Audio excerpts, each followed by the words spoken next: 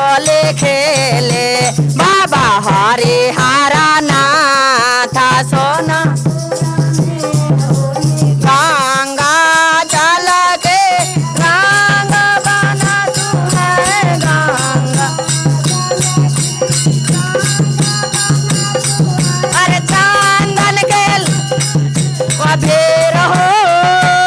आहो बालों के उड़ाता अबेर सोनापुरा में होली खेले बाबा हरिहरा नाथ सोनापुरा में होली खे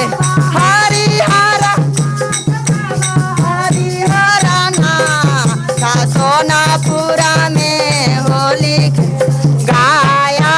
में ओ गाजाधर होली खेले गाया होली खेले अरे काशी में खेले विश्वनाथ हो आहो काशी में खेले विश्वनाथ सोनापुरा में होली खेले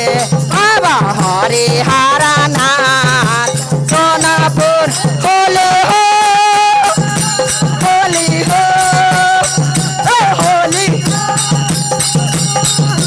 बाबा हरिहरा